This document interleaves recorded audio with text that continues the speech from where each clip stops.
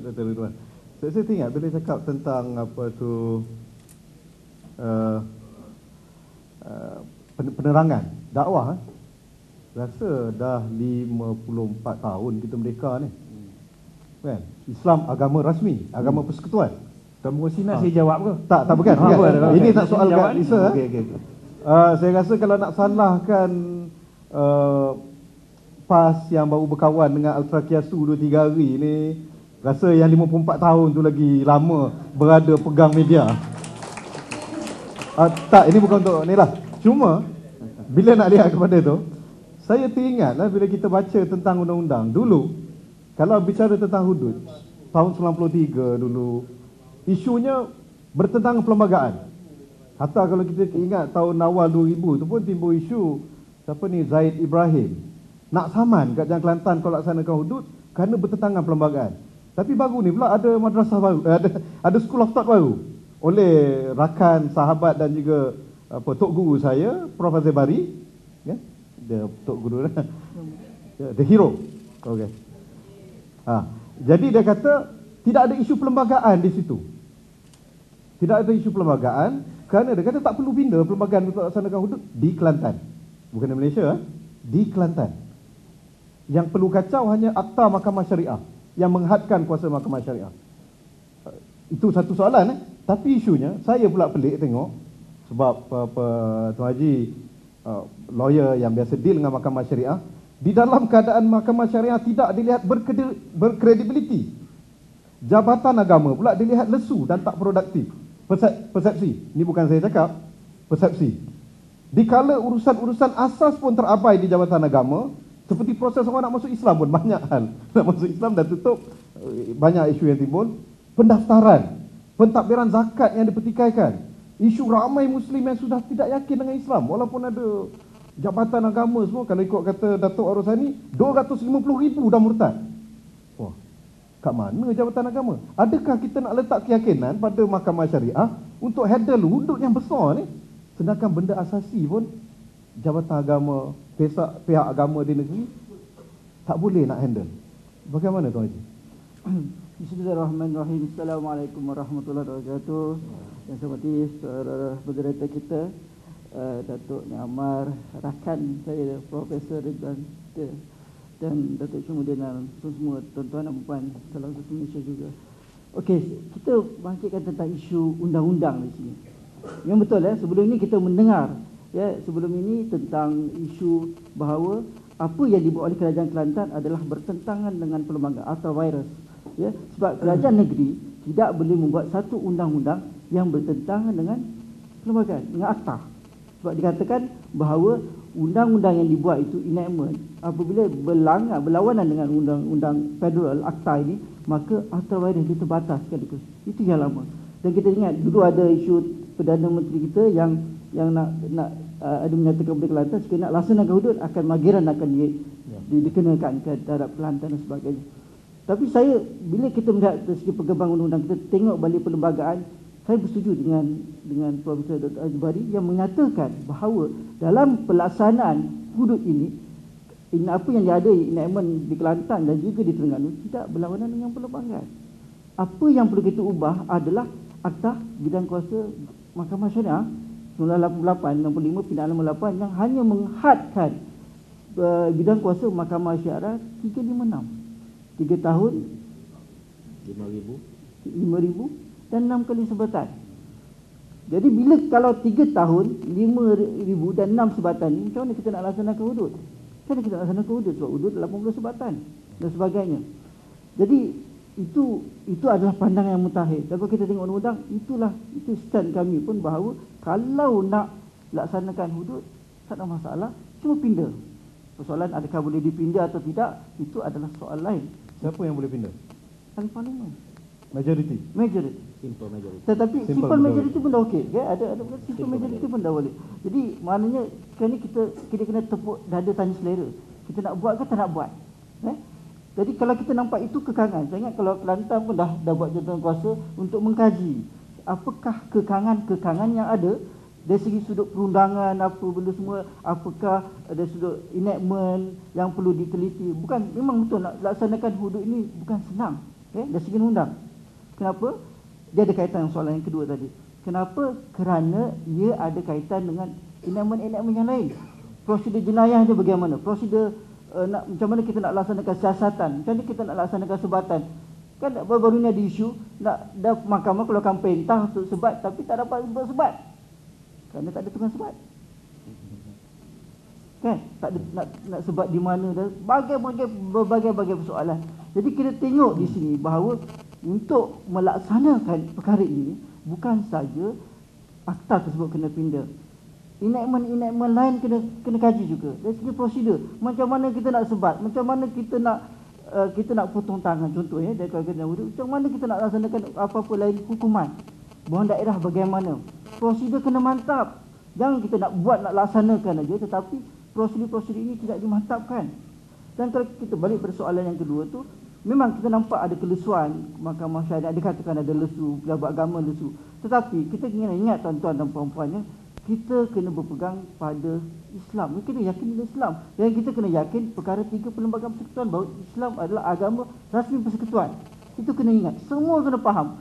Semua orang Islam di Malaysia ini kena faham bahawa perkara 3 adalah Islam agama persekutuan. Jadi beri peluang. Kita nampak ada kelemahan-kelemahan tertentu. Tetapi dengan kebaikan adanya hudud ini untuk dilaksanakan, kita nampak bahawa mahkamah syariah akan dinaik tarafkan dari segi bidang kuasa. Sebelum ini kita hanya terkekang dengan 356. Bila dengan ada akta pindaan tadi, bidang kuasa mahkamah, maka bidang kuasa mahkamah syariah akan menjadi luas. Ya? Sebab takzir dia luas. Hudud memang dah kita dah limited. Takzir luas. Kita tengok dalam kes-kes zina, kena 3,000 je denda kan. Orang tak takut, orang boleh ulang benda yang sama. Tapi bila ada benda-benda macam ini, kesalahan takzir lain, halwat dan sebagainya, orang boleh bayar RM3,000. Orang boleh bayar. Gaji RM40,000 takkan RM3,000 tak boleh bayar. Jadi orang tak takut, tidak mendidik masyarakat. Jadi dengan adanya pindaan tersebut akan memberi ruang. Sebab bila pindaan tersebut, akta tersebut bukan saja dikelantar untuk laksanakan hudud. Negeri-negeri lain yang belum nak laksanakan hudud pun boleh meminda enactment ataupun kesalahan jenayah syariah. Boleh meningkatkan hukuman tadi. Mungkin kesalahan zina persetubuhan haram tu mungkin tak sampai rejam pun, sekurang-kurangnya boleh sampai penjara 20 tahun sama dengan rogol. Kes-kes yang lain pun mungkin boleh jadi akan memperluaskan tentang jenayah itu sendiri. Kita tengok kita jenayah, kita terhad kan, halwat, pergi mahkamah syariah. Kalau kes jenayah tanya apa? Halwat. Tanya tentang pelakuan tidak sopan di tempat awam. Jadi bila dengan adanya pembukaan enactment jenayah ini dengan luas di bidang kuasa, maka akan memberi peluang kepada mahkamah untuk laksanakan. Satu, kita nampak bahawa ada kelemahan-kelemahan, tetapi pindaan terhadap enactment prosedur mal, enactment prosedur jenayah dan apa-apa perlu dibuat. Di sini akan memperkasakan mahkamah syariah tersebut.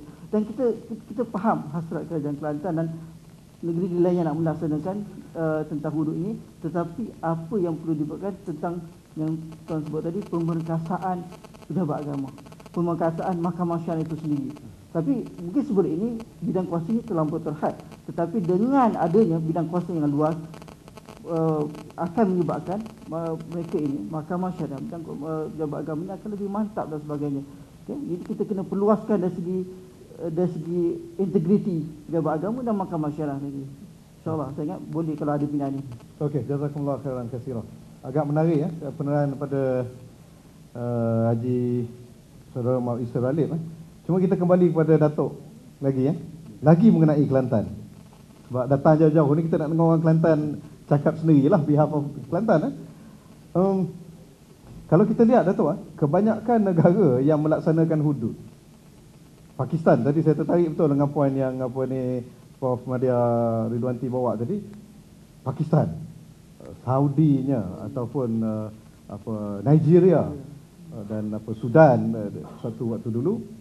Kebanyakan negara-negara ni di dalam World Governance Index memang teruk. Corruption Perception Index pun teruk. Transparency Index pun teruk. Tapi mereka mementingkan pelaksanaan hudud. Maka apa yang berlaku kadang-kadang berlaku kegelicohan di situ kan. Berlaku pendakwaan terpilih dan salah hukuman lantas menjadi fitnah. Okey. Cuba kita lihat kepada Kelantan. Mungkin Kelantan negeri lah, bukan negara kan. Tapi persoalannya selama 21 tahun ini, apakah Kelantan sudah menjadi model bagi, kalau tadi kita cakap Kelantan dah kahwin, dah ada anak, dah boleh bagi nama. Gerakan Islam lain tak kahwin lagi, baru kahwin. Apa yang mereka boleh jadikan Kelantan sebagai contoh? Hamas naik, dia tak kata jadi nak tengok Kota Baru sebagai contoh dia, ataupun Kelantan sebagai contoh. Tunisia dia kata Turki contoh dia. Mesir kata Turki contoh dia. Turki baru saja naik, dan dia orang pun bukan gerakan Islam. Tetapi ekonomi naik, kadar jenayah kurang, pelaburan banyak, kebajikan semua apa menarik. Sejauh mana Kelantan menjadi model sama dari segi kebajikan, ekonomi? Ataupun semalam saya tanyakan kepada anak murid saya, sejauh mana 20 tahun ni sepatutnya Kota Baru menjadi model bandar Islam yang terbersih di Malaysia. Apakah kebersihan bukan daripada ajaran Islam? Bandar yang teratur, ataupun patutnya Kota Baru sebagai bandaraya Islam menjadi bandar yang mesra OKU? Tak juga. Ya. Ataupun selama 21 tahun kurang-kurang Kelantan telah berjaya melalui sistem pendidikan Islamnya melahirkan ulama yang setaraf dengan Qaradawi. Dengan keadaan macam gini, kita bertanya, adakah hudud saja yang Kelantan mampu buat? Ataupun ada benda yang kami tak tahu, yang kami pekak tadi baru nak dengar ni? Silakan Datuk. Okay, terima kasih ya. Saya ingat pengurusi ni tak pernah sampai Kelantan rasanya. Banyak je dia tak tahu tentang Kelantan. Alhamdulillah lah, sejak kita mengintah Kelantan 21 tahun ni, pada pandangan kami banyak perubahan-perubahan yang kita telah buat. Cuma perubahan-perubahan ni tidak banyak diketahui lah kerana kekangan media massa. Kita sendiri pun tak ada radio, tak ada TV. Harakah ada? Harakah ada, tapi Harakah terpaksa kabur seluruh Malaysia. Jadi berita tentang Kelantan amat-amat terhad. Dan sebab itu banyak pencapaian-pencapaian yang kita buat di Kelantan tidak diketahui. Seperti mana saya sebut, bukan hudud saja menjadi fokus. Sebab tu bila kita menang, Yang Amat Berhormat Tok Guru telah meletakkan dasar membangun bersama Islam. Pertama ialah untuk membentuk minda masyarakat. Sebab selama ini orang melihat Islam tu sebagai ritual saja. Perkara yang menyentuh hubungan personal antara manusia dengan Tuhan. Jadi bila kita letak dasar membangun bersama Islam, kita mengalihkan paradigm masyarakat ni daripada melihat Islam sebagai satu ritual kepada satu sistem hidup. Dan sebab itu setiap program yang kita buat mestilah berlandaskan Islam. Dasar pembangunan kita, dasar pelancongan, dasar kemasyarakatan, sukan dan sebagainya. Kita nak mengubah minda ini. Dan dalam usaha ini kita buat aspek pendidikan banyak, program-program kebajikan banyak. Dan semua ini sebenarnya sebagai satu persiapan ke arah melaksanakan syariat secara menyeluruh. Bukan kita mari-mari terus nak kerat tangan orang. Cuma bila kita meluluskan hudud tahun 1993, kita sebenarnya pertama nak letak hudud ni di tempat dia sebenar. Dalam konteks pada hari ini, dalam konteks kita negara Malaysia, hudud ni belum dimartabatkan lagi. Sebab tu hudud ni hanya ada dalam Quran, hanya ada dalam kitab, tapi tidak menjadi undang-undang. Ini masalah yang ada di Malaysia ni sebelum daripada ini. Jadi apa yang kita buat di Kelantan, pertama meletakkan pada tempat dia dulu, iaitu menjadikan sebagai undang-undang dengan dikanunkan melalui Dewan Undangan Negeri menjadi suatu enactment. Soal bila kita nak laksanakan secara penuh, itu bergantung kepada suasana dan keperluan yang ada. Macam contohnya kita beli kereta lah, bila kita nak bawa itu masalah lain. Yang penting kereta ada dalam garaj. Sekarang ini negeri lain di Malaysia sendiri kereta pun tak ada. Hudud tu tak ada lagi. Ini isu-isu yang pertama asal itu yang banyak orang tidak faham. Orang ingat bila kita luluskan Enactment Jenayah Syariah 93, kita terus nak potong tangan. Bukan itu, kita lulus itu kita buat pendidikan. Adapun di segi asas persediaan, kita sudah ada di Kelantan, alhamdulillah. Rotan sudah ada disimpan di penjara Perkara Cepa. Tukang sebab pun sudah ada. Latihan pun sudah dibuat dan mereka tahu macam mana nak sebab mengikut kaedah Islam. Tidak jadi masalah. Sebab tu saya merasa kesian kepada Pahang dalam kes Kartina tu, yang begitu lama memerintah, rotan pun tak ada untuk pukul orang. Jadi orang kata malang. Kita semua rotan sudah ada. Boleh pergi tengok, dan kita pernah buat demonstrasi bagaimana menyebab mengikut kaedah Islam dengan kaedah civil. Ini memang kita buat demonstrasi dan orang semua tahu semua benda ini. Jadi di segi itu memang kita sudah menyediakan asas-asas yang cukup. Cuma masalah bila kita nak melaksanakan, pada pandangan kita ini masa ni kita boleh bertolak ansur di segi masa. Dan satu yang kedua pula, bila kita letakkan undang-undang menjadikan satu enactment sebagai contoh, untuk melaksanakan ataupun menjatuhkan hukuman hudud ni memerlukan pembuktian yang tinggi. Semua orang yang belajar undang-undang ni, kecuali mungkin Zulkifli Nordin saja yang tidak faham. Jadi semua orang yang belajar undang-undang faham benda ni. Memang satu masalah yang saya tengok masyarakat kita ni, bila bercakap tentang bersama. Bila bercakap tentang hudud, yang dia nampak potong tangan, rejam. Dia tidak melihat di segi apakah kaedah-kaedah hitungan, prosedur yang perlu diikuti, tahap pembuktian sebelum seseorang itu dijatuhkan hukuman potong tangan. Bukan asal mencuri saja kita potong tangan. Itu persepsi orang yang amat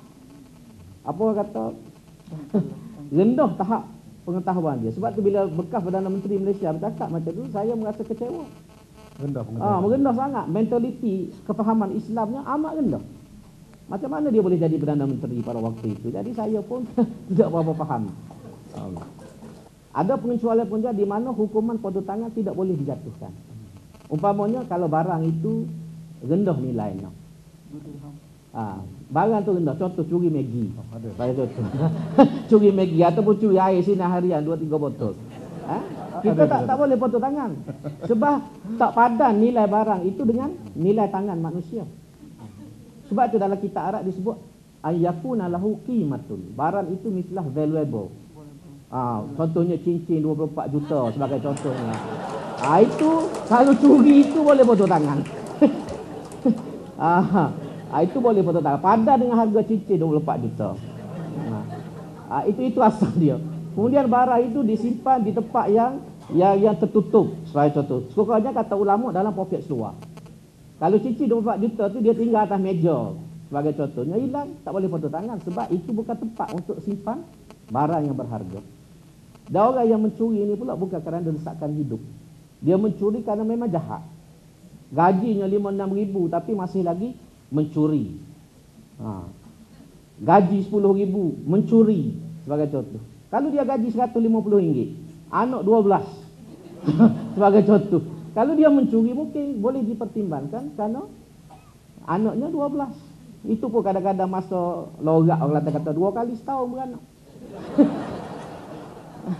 Jadi ini contohlah. Jadi saya rasa ini yang perlu kita tengok dalam konteks ini. Dan masalah soalnya kita kata ketidakadilan berlaku. Memang kita akui berlaku masalah di Pakistan daripada pembacaan kita kajian kita buat. Dan panel yang mengubah enactment nasional pernah pergi ke Nigeria sendiri. Cuma di Nigeria ni kita heran. Nigeria kerajaan pusatnya ialah Kristian. Tetapi mereka memberikan kebenaran kepada kerajaan negeri yang Islam untuk melaksanakan hudud. Di Malaysia ni kerajaan pusatnya sama-sama Islam, tapi tak bagi laluan kepada negeri. Jadi ini ganjil. Ganjil kalau kita tengok. Jadi memang kita akui ada masalah. Mungkin kerana persediaan mereka. Tapi kita yakin insya-Allah kalau kita diberi laluan di Kelantan, undang-undang kata boleh, kita akan pastikan ketidakadilan ni kita boleh elakkan seberapa daya yang boleh insya-Allah. Okey, terima kasih Datuk. Kalau saya boleh jawab tadi yang doktor sikit. Dia tegur kita berkawan. Memanglah kita berkawan tapi baru 3 tahun baru berkawan. Okey. Orang yang berkawan 20 tahun pun tak boleh didik. Macam mana kita yang baru berkawan 3 tahun? Okey. Saya tertarik pada poin apa ni. Okey, tuan-tuan. Pada poin Datuk kata kalau antara yang dikecualikan daripada mencuri ialah seorang anak 12. Gaji berapa? 120. Saya rasa kalau sepatutnya lah yang dikatakan negara Islam itu untuk orang macam ni disediakan pekerjaan dan gaji minima. Gaji yang cukup dan segala keperluan untuk anak-anak dia. Jadi tak perlu dia mencuri. Itu sepatut negara Islam. Sebab negara Islam kerja dia bukan memotong saja kan. Ataupun kita nak tunggu potong saja. Okey, tak apalah, itu nakal sikit kan. Okey. Kembali kepada Prof Ridwan. Kalau kita lihat ialah persaksian di dalam hudud mementingkan lelaki yang muslim pula tu. Walaupun isu berkaitan dengan hudud ni bukan hanya sekadar zina saja kan. Jadi wanita dikesampingkan, tak boleh jadi saksi kerana dia wanita. Orang bukan Islam pun tak boleh jadi saksi walaupun kata barang dia kena curi oleh orang Islam. Jadi takkah itu diskriminasi gender dan agama? Jadi kalaulah bukan Islam tak nak terima benda tu, saya rasa ini boleh justify ataupun bagaimana? Prof. Baik, tuan-tuan dan perempuan sekalian, ya, bila bercakap soal orang bukan Islam, ya, sebelum itu saya nak jawab sikitlah. Bukan nak jawab, sambung je. Ya, apa itu, tuan-tuan, sepanjang bangsa saya kenali ini, saya tak tahulah, mungkin saya salah, mungkin pandangan saya ini apa tu tidak boleh mewakili sebahagiannya, tetapi sepanjang pengalaman saya, pergaulan saya dengan orang bukan Islam ini, saudara berkawan dengan dia 3 tahun ke, 20 tahun ke, 54 tahun ke, saya rasa keadaan tidak banyak berubah. Ini pada pandangan saya. Setuju ataupun tidak, apa tu, terpulanglah bukan. Keadaan tidak apa tu banyak berubah. Dan kalau tidak percaya, kita tengok nanti apa yang akan berlaku kepada generasi yang seterusnya. Mungkin ada orang yang berkata setakat ini generasi yang tua-tua akan berakhir, betul tak?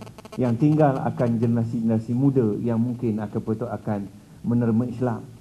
Kajian saya buat itu terhadap generasi muda, pelajar-pelajar di IPTA dan IPTS, pandangan mereka terhadap Islam. Ya. Kalaulah ini yang telah diperturunkan daripada generasi tua sampai generasi muda hari ini, saya tidak nampak apa tu undang-undang Islam ini boleh diterima oleh mereka. Sebab itu saya kata nak melaksanakan undang-undang Islam ini kena by force. Nak mendidik mereka ini, ini mungkin keras sikit lah, ya, tak ada jalan lain, by force. Ya. Peluang yang kita sepatut ambil dulu selepas peristiwa 13 Mei. Itulah peluang yang paling, saat yang paling penting itu. Ya. Tetapi kita tidak menggunakan peluang sedemikian. Ya. Kita biarkan begitu saja. Dan hari ini, ya, keadaan tidak banyak membantu. Perpecahan kita semakin kuat, ya, dan tuan-tuan mengharapkan mereka akan menerima undang-undang Islam ini. Ya, orang bukan Islam akan terima berhubung dengan mereka, peranan mereka sebagai seorang saksi, dan saksi pula tu mesti seorang yang tidak fasik, kena nak juruh macam jenis yang baik dan sebagainya. Mana kita nak cari? Sebab itu dalam soal ini, tuan-tuan sekalian, bila bercakap soal orang bukan Islam, ya, saya fikir sampai bila-bila pun mereka tidak akan dapat terima, ya, undang-undang sebegini. Ya, kalau kita sesama umat Islam ini tidak dapat tunjukkan satu set role model yang baik kepada mereka. Itu yang pertama. Ya, sebab itu saya amat-amat mengharapkan dalam isu ini, saya pun menulis kalau pengurusi sebut, ya, nak melaksanakan hudud ini, PAS dan UMNO dia kena bersatu. Otherwise dia takkan berjaya untuk melaksanakannya. Ya, sama ada di peringkat negeri ataupun peringkat persekutuan. Perkara berkaitan dengan Islam dan raja-raja Melayu memerlukan majoriti 2/3 di parlimen. Saya tidak nampak ia memerlukan simple majority. Ya. Perkara berkaitan dengan Raja Melayu dan Islam ini memerlukan 2/3. Ini yang saya belajar lah, saya tidak tahu kalau memerlukan simple majority, Ustaz. Ya. Apa yang saya tahu, perkara yang berkaitan dengan Islam ini memerlukan 2/3 sebab ini perlindungan yang ada dalam perlembagaan. Dan saya pun baru saja mengajar anak-anak pelajar-pelajar saya ini. Sebab itu dalam keadaan parlimen hari ini, ya, dalam keadaan kalau mahkamah syariah di luar konteks lah, tapi saya bercakap soal perlembagaan persekutuan, ya. Kalau tuan-tuan nak lihat hari ini, kalau tuan-tuan tidak mendapat sokongan daripada orang bukan Islam, kalau orang bukan Islam masih lagi menentang negatif terhadap undang-undang Islam ini. Bagaimana kita nak mengharapkan mereka akan menyokong?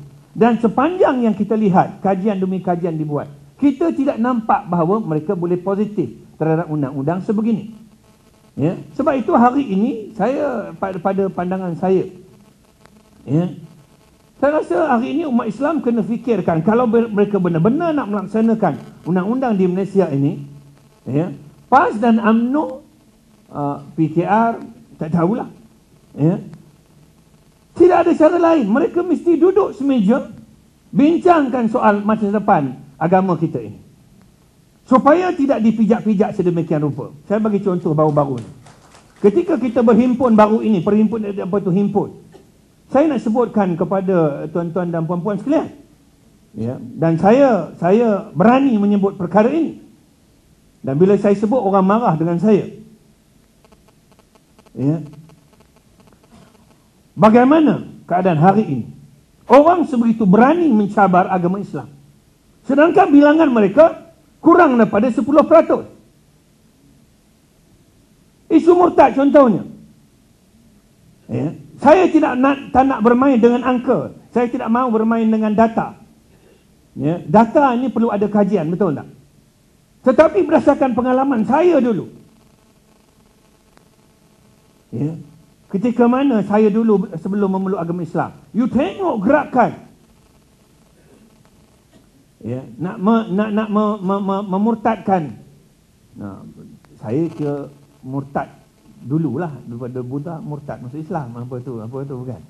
Kalau istilah murtad nak digunakan, tapi tak adalah istilah itu, bukan. Ya. Saya nak sebutkan bagaimana gerakan itu berlaku. Ya. Dan hari ini tuan-tuan tengok bagaimana sampai ke tahap peringkat yang begitu begitu dahsyat sekali keberaniannya.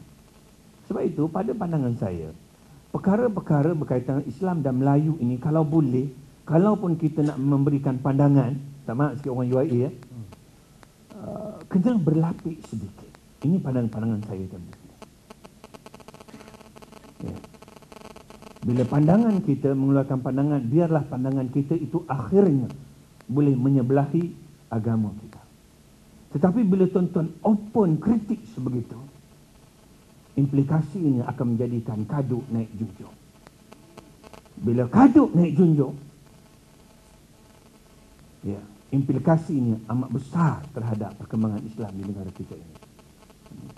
Okay. Saya cuma tertarik bila kata kena paksa, dalam Quran pun sebut la ikraha fiddin. Untuk masuk Islam pun tak boleh paksa. Ini kan pula nak ikut undang-undang kita yang tak ada kena-mengena dengan dia pun, takkan kita nak paksa. Tuan Pengurusi, ni saya bercakap sikit.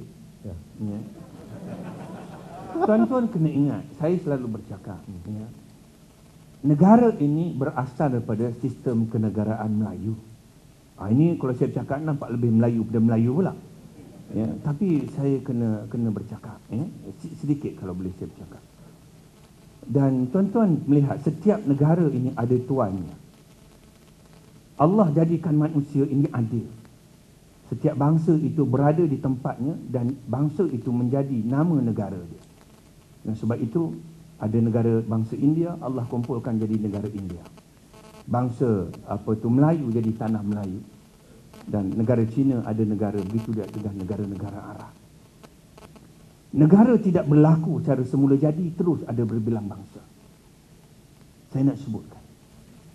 Sebab itu saya sebutkan, saya nak tegaskan di sini, dan ini yang selalu saya lontarkan pemikiran ini untuk kita